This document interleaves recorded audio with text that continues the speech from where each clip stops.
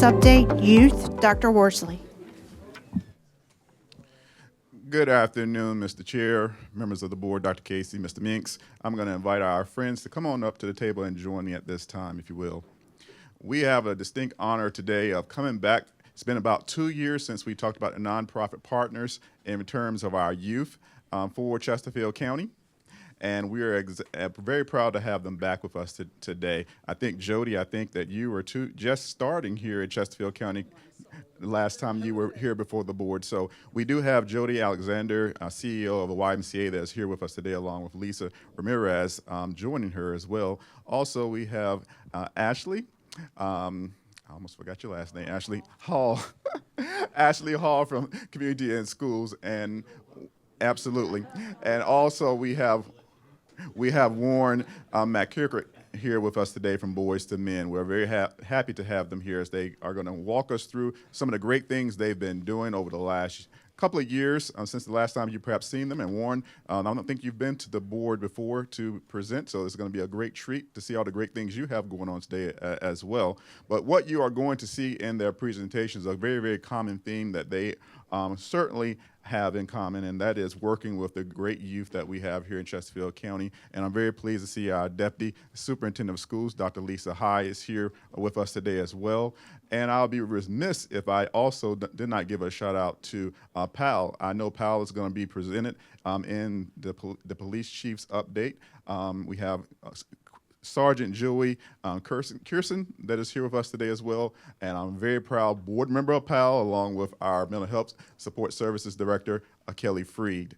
She was not able to be with us today, but we also recognize that you see a common theme here. Our youth in our community is important to us, and you will see that in various points that we have today. I'm going to move out of your way so I don't take up more of your time. Kicking us off will be Ashley Hall from CIS. Got it, yeah? All right. I feel like a joke should be made about Zomad just to like get us in the continued spirit, but I will not. Hey, I'm ready. All right, let's see. Let me get us move into the right spot here. Okay, well, good afternoon. I'm so excited to join y'all today and really glad to be with both the Y and Boys to Men, two of CIS's favorite and most impactful partners. So when I was here last time, I focused a lot with communities and schools on the needs going on in our community, how those are growing, how we're responding and growing, and also how we connect so often with Chesterfield County departments. So I wanted to give a little bit of something new today. So what I'm going to focus on is diving a little bit deeper into our model and also sharing some brand new data around CIS's impact on economic mobility. So a little something new. But just as a reminder for everyone around our mission is to surround students with a community of support, empowering them to stay in school and achieve in life.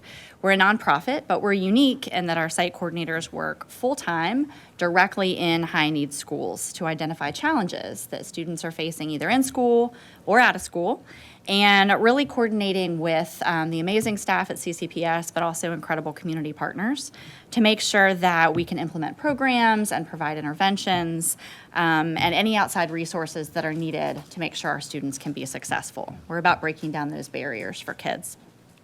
So currently we serve 14,000 students across 15 schools in Chesterfield County. And I shared a little bit in our last conversation about sort of our pyramid, where we serve every student at those schools with tier 1 services. Those might be things like basic needs, family engagement nights, school celebrations, things that every child can access in the school. Then at that tier 2 level, we work with really targeted group supports. So mentoring programs like Boys to Men, we might do grade level interventions like Learn to Swim. It could be grief groups for students who've lost parents, leadership teams, opportunities like that. And our deepest support is what we call tier 3. That's really what we think of as case management. That's when we're working the most intensely with students and their families to set goals. And CIS uses the evidence-based integrated student supports model. And there's a little picture far away there of sort of that process. And research has shown that when the 4 components of integrated student supports are there, which is around creating needs assessments for students, coordinating supports, integrating with the school community and the outside community, and then collecting data and tracking progress on their goals, that is one of the best proven methods to address at-risk student populations. And that's the model that we use. So as you can see there, it's really a holistic approach that looks at academic assistance, attendance interventions, behavioral and mental health supports, kind of the full gamut, so kids have that wraparound support. As you can see, and will you take one down, pass it around?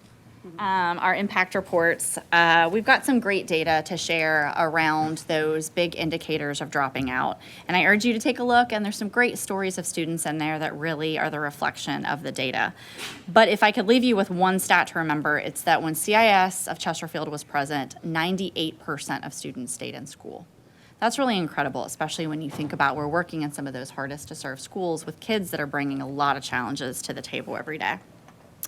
So I want to shift gears just slightly. I'm excited to share 2 new studies that are coming out of CIS nationally. And forgive me, I am still sort of distilling this. Some of these have just come out in the last couple of weeks. So if you have a question I don't know the answer to, I promise I will get an answer. But these are really cool, and I thought that you all would be really, really interested in kind of these long-term impacts that we're seeing of CIS. So first, around engagement, one of the critical things that our site coordinators focus on is helping build engagement with students. And we know that that's a leading indicator of student success. So not surprisingly, given our local data, but nationally, CIS students reported stronger peer relationships, a more positive view of education, and higher motivation, which is all great. And one of the things that a study looked at, and we hoped for this, and we anecdotally saw this, but a recent study confirmed in a survey of almost 1,400 teachers at 174 CIS schools, including some here in Chesterfield, that teachers also benefit. They reported higher job satisfaction, less burnout, and greater retention when CIS was part of their school community. I know you all, just like the schools, are very focused on how we're keeping amazing teachers, so it's great to see that CIS can be one of the pieces of that solution. The next thing that I wanted to talk a little bit about was a second study that was conducted by Harvard, and it actually parallels the Raj Chetty work around economic mobility, if you're familiar with that. And it looks long-term at the impact of CIS on students' economic opportunity. They actually started looking at students who've been involved with CIS since the 90s through now. And mirroring our own data, CIS increased graduation rates were 7.5% higher than would be expected without CIS interventions. That was equivalent to about 55 more graduates per school on average, and our presence can narrow the graduation gap between low and high poverty students by nearly 7%. So if you think about in the long term around opportunity and equity, that's pretty incredible. The last thing I wanted to share from that study, I often talk about how CIS is a dropout prevention program, and that's true, and we're proud of that. But what we learned in this study is that there's more, it's more than that. The impact of CIS extends beyond graduation. This study found that, that it accounted for $1,500 more in annual earnings from students who participated and $9,000 more in lifetime taxes paid per student. They talked a lot about in this reveal sort of the study that if scaled nationwide, it could reduce the achievement gap by 20% nationally. So it's data like this that when I'm thinking about our own local conversations and our own local expansion, why I believe that it's so important and why we continue to work really hard at it. And I'm excited to share that next year we will be adding a second new school site, as well as a full-time second site coordinator in another one of our large schools. So lots of good progress being made. The power of CIS is in our relationships and in our results. Behind all those data points we talked about is a student who feels seen and supported, some of them for the first time.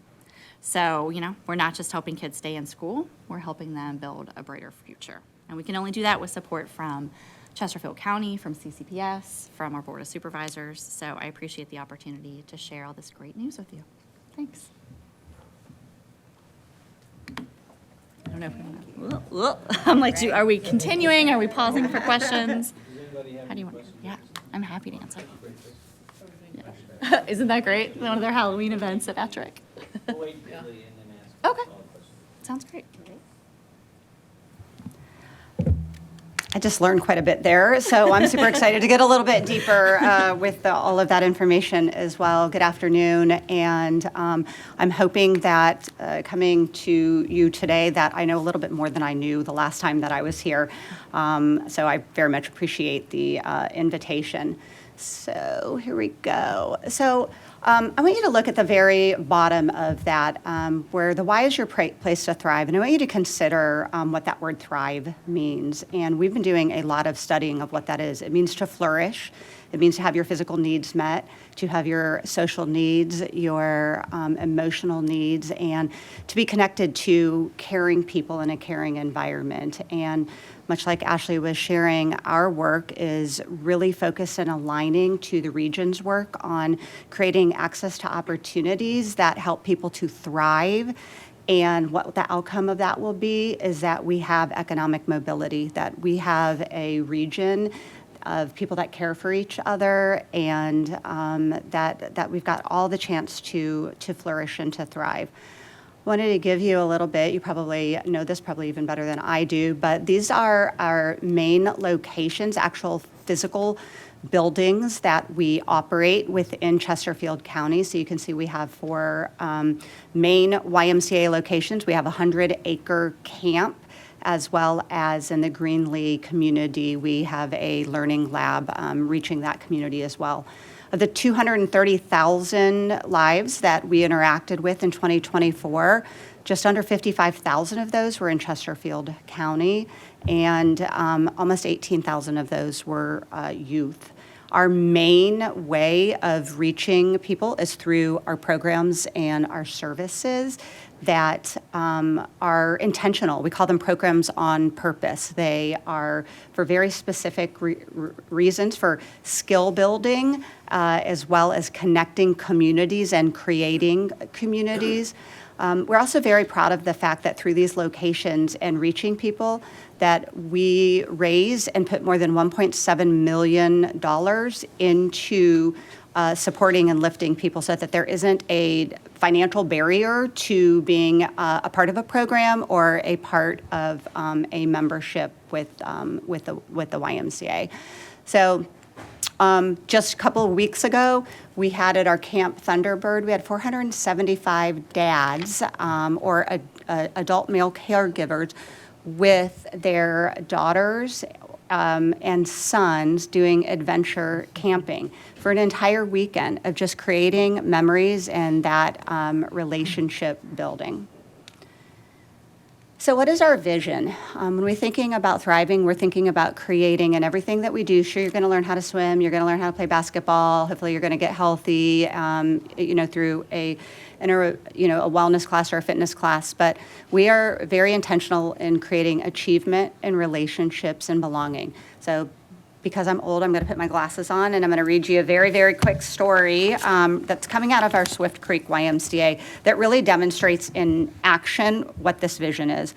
In partnership with Chesterfield Recovery Academy, the Swift Creek YMCA opens its doors to students during the day, offering more than just a field trip. These visits provide a sanctuary, a moment of normalcy, and a sense of belonging for young people working through life's challenges.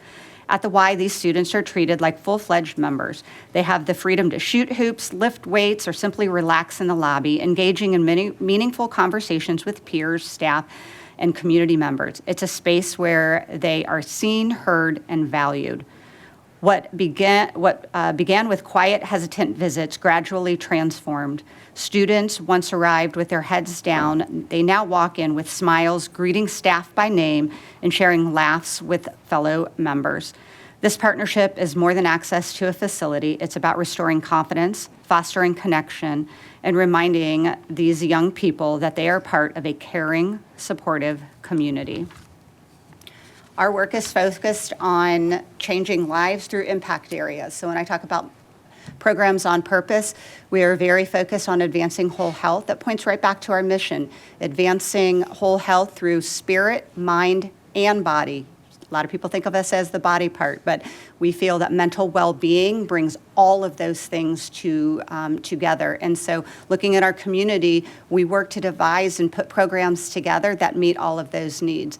Enriching learning in the out-of-school time space. The school district takes responsibility for the education, but in order to have caring, connected youth, we've got to be that insulator to that. So that out-of-school time spaces matter. And our programs are geared to help kids do hard things, right? Achievement. They are geared for peer relationships so that we have conflict resolution and we have that connectivity. And then, of course, I'm sure you know the YMCA as far as drowning prevention goes, and we are getting deeper and stronger in this area. Many programs that we partner with you all on through the schools in the second grade Learn to Swim, along with our partners at Swim RVA, but we're getting surgical as well. Drowning, accidental drowning for children with autism, it's the number one way that they unfortunately die. So we are part of a YMCA national program that is learning how to do swim lessons in an environment that supports children with autism. So those are the things we're getting really, really deep with. This is really hard to do because we are open 7 days a week. We have all of the locations. We are open 17 hours per day, 110 hours per week.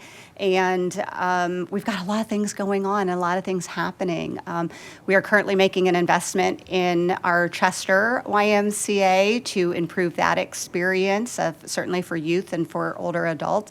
You can see we've got pop-up libraries at Greenlee. Again, we're focused on literacy and enriching out of school space. And I'm going to talk to you a little bit about Gerardo. You're going to see, again, another example in our Learn to Swim program, but how that we foster achievement relationships and belonging. Let me find his story. But Gerardo came to us as a second grader. He was a second grader at Bellward Elementary, and he found confidence through the Learn to Swim program. He exclaimed one day during this program, "Miss Chrissy, this is the best day of my life."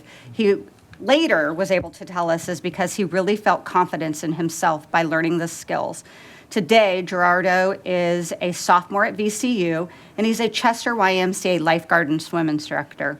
He's giving back to his community, teaching kids at the very YMCA where his journey began.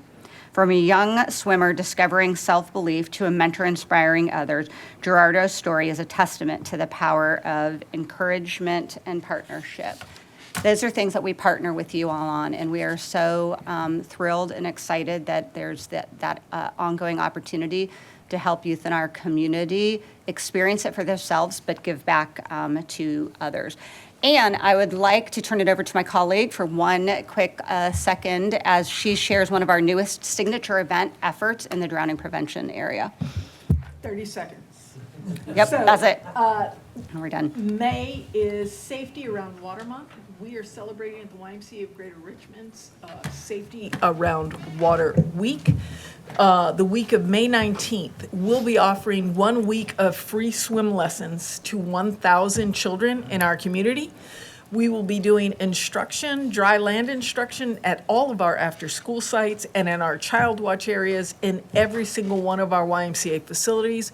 We'll also be going to neighborhood partners to do education for children and their families on how to be safe around water. We're surrounded by creeks, rivers, lakes, and pools, neighborhood pools and community pools. We want to make sure that no child drowns because they didn't know how to be safe around water. We hope you will join us by sharing that, volunteering, or participating in any way that you can. Thank you all. Thank you, Mr. Chair and Board of Supervisors. Nice to see you all today. I want to thank Dr. Worsley for the time. It's wonderful. And I know that Officer Morton's not here, but I want to thank him as well. The community police are wonderful gifts to us as Boys to Men. If you're not aware, we are in 8 school divisions, and of all 8, there's one county that offers a police officer to sit into a circle, and that's Officer Morton's office here in Chesterfield County. I'm actually a little overwhelmed with emotion because it's just what I love about the work that we do as an organization is like how connected we are. And so really my whole slides are to focus on celebrating Chesterfield County and what you have done for us as an organization and how you have been the linchpin for our success when it comes to public schools. But also when I look around the room, we wouldn't be in as many schools as we are if it wasn't for Ashley Hall. We wouldn't have one of our staff if they hadn't worked many years at the YMCA and developed a lot of tools to become a leader for us. even when I look across, we have a recent intern of ours that's in here. It's just beautiful. It's really, really beautiful. And one of the keys, because I don't want to miss out on this, for us, when we talk about our youth, is that we know that young men a lot of times get told what to do. They get told how they're supposed to live. What they're not told is what they do great and well, and so we really believe in honoring. And I just have to honor Dr. Miller because Dr. Miller not only sits with our student interns and lets them ask him a bunch of questions and learn, but he has sat in our circles and spent time with our youth. And if you don't understand the importance of that, let me just say that like when members of the community take time out of their life to sit and not only just spend time with youth, but share their story and invest in them, they actually believe what the words are being said. So when the words are said but not followed by actions, it's hard to believe it, but when the actions are there, it's really great. So I just want to honor you and thank you for doing that. It's a good gift. Overall, our main purpose is just to give a safe space. We want to let young men sit in these group mentoring circles and talk about what's going on in their lives. How we do that as a paid facilitator, which is our staff. None of our staff only do administrative work. Only 7% of our budget goes to administrative tasks. We all have a foot in circles. I'm a facilitator, as well as all of our other staff. We have community mentors. We have School of Social Work students that also sit in those. We're not one-to-one. We're not matched. We are group mentoring. So we leverage teams like the CIS teams to help find the youth that we serve within each school. Or it might be an administrator or someone else that passes those to us. About 8 to 12 are in a circle at a time. And we have basically from about late September into early May that we offer these circles, and we're there weekly. We also have community circles. We have one here in Chesterfield on Monday evenings. Again, that's a very powerful circle. There's about 15 to 20 youth that come to that circle. That's because we're not in every school, but there's about 15 men that come. And to all the men in this room, it is selfish work because if you watch a 14-year-old talk about what's going on in their lives and you don't get touched and start feeling it, I'm telling you, it's selfish work that we do because it's really, really impactful for us as men. We're allowed to do our work emotionally by listening to these young men and being support for them. I put a lot of words up there. I'm not going to go through all those. You can see that there. I just want to highlight some of the stuff that, again, celebrates you as Chesterfield County. In 23-24, 47% of total students that we served in 8 school divisions were from this county. That's 20 weekly circles that were here. We had 20 events that were here. That's 16 schools. You can see that as 12 middle, 4 high, and then we have the 2 community. And we have 8 county residents that have been a part of this. This year, we're at 44%. So that number looks down, but if you actually look at the amount of circles that we have and the amount of schools that we're in and people that we're serving, it's actually higher. It's just percentage because because of the school districts there. You can see that the events jumped up. We have a 9-week summer program, and a lot of those events are going to be here in the county, which is really exciting. And our number of volunteer mentors that live in the county are here. This is just some high-level stuff just to see. You can see our buddy over there, Ashley Hall. 7 of our schools are CIS schools, which is amazing. 50 CCPS employees have been a part of our trainings, which is wonderful. And then our Rite of Passage Adventure Weekend are these 2 weekends that we do. So you can see that half of our youth over the last 2 are from this county, and 65% total of all the years that we've been doing Rite of Passages are from this county. And just a couple of little tug at your heart things there. 78% of the youth, when we do our end-of-year review with them, feel like they belong to a community, and 70% feel safer speaking to an adult. Thank you for your time. Again, Boys to Men as an organization could not be where we were without you and without the support of the Board of Supervisors. We are in your spaces. Come see us. Come support us. We love you so much. Thank you.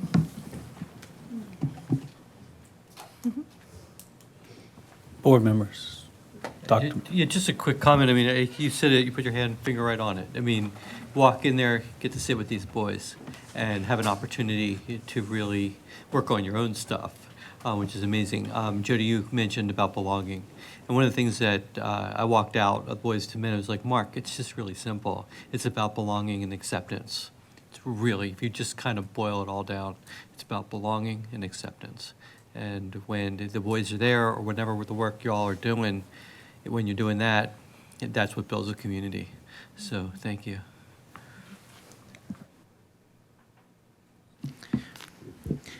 So two of these, so I did do your bus tour. I don't know if any of you have done the bus tour on a CIS thing. It was really good. You get to go to 3 different schools, elementary, middle school, and high school, and visit with some. The high school one is very impactful. We got to talk to some of the kids that are going through the program and how it's affected them, and it's really a great thing. So thank you for all that you do. And I am a board member at the Manchester YMCA, so I am very invested over there and helping the community. And it's just, that's what community is about, helping each other and putting in a hand where you can. And I am a volunteer at heart, and that's, I think, how I got where I am right now. I felt that, if you were going to say that your community needs something, then you have to step up and help them. So that's, yeah. So. And your group sounds amazing, and I don't know if you allow women, but I'd be happy to come and. We would love to. What I'll say about that for females is that a lot of times the young men that we serve are primarily with just a female person in their life, which is all parts of their life. It's their protector, their provider, all of those. So women are always welcome in because the young men get to see a different example of a female, and they get to sometimes feel safe enough to ask you questions. So please come. Mr. Chair. I just want to say thank you. I know that you're thanking us, but truth of the matter is you're the one putting the work in and doing all the work, and all the staff and the people you have are doing all the work. We're involved in a lot of different things, and unfortunately, we can't have our hands in everything. So there are some things we get to attend to, and some things we can't. I don't even know how they do it working full-time jobs, but we're very blessed to have people like yourself and organizations like yourself that are doing this great work for our community. And so I do want to do the bus tour. Hopefully I can get signed up for that. I'll make time for that as well. Like I said, we have a lot going on. I like to do what you do too. That's pretty awesome. But I don't know when I'll fit that in. But maybe. Thank you. Thank you. Mr. Chairman, I just want to say thanks to each of you. Tremendous job, because you're making a difference in the lives of others that transcend not only now but future generations. So thank you all. Just make one other quick comment. Go ahead. Just really quick comment. You were asking how we do it, and it occurs to me, we keep YMCA hours. You guys are open 110 hours a week. That's how we do it. So. That's true. Sleep's overrated. Thank you, Dr. Miller. I do have the privilege to serve on a Y board in Chester, and I have actually sat in the circle at Elizabeth Davis, and the trust that it takes for those young men to share the things that they share in the circle, that's not built overnight. That's built over time. I know that it impacts them, and it impacts anybody that sits in one of those circles. But I haven't been on the bus tour, and I don't have a lot of time, but I must have more time than Mr. Carroll, so I'll try to get on that. Gladly. Thank you all for what you do in the community.